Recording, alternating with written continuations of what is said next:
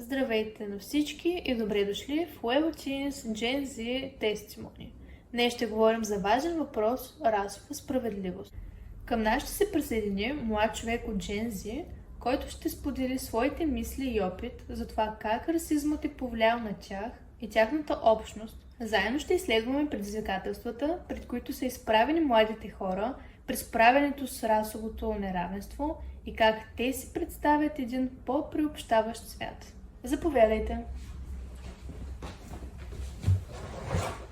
Здравейте, аз съм Кари, на 18 години съм и съм от град Варна. Здравей, Кари! Благодаря, че се присъедини към нас. Като начало, може ли да споделиш гледната си точка за това как расизмът засяга младите хора днес?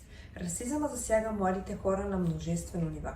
Той влияе върху тяхното психично здраве, ограничава социалните им възможности и създава бариери пред тяхното развитие. Дългосрочните последици от расизъма са сериозни и засягат както отделните индивиди, така и цялото общество.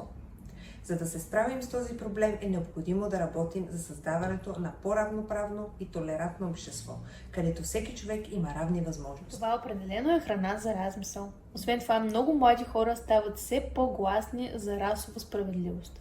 Какво мислиш, че мотивира Gen Z да заеме позиция по този въпрос? Нашето поколение е израснало в по-свързан и разнообразен свят, който ни е направило по-чувствителни към социалната несправедливост и ни е мотивирало да действаме.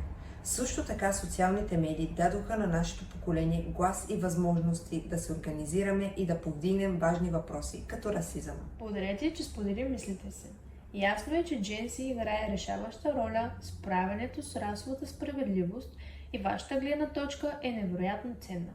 Това беше Web Teens Gen Z Testimony. Очаквайте още дискусии по важни социални въпроси. Чао!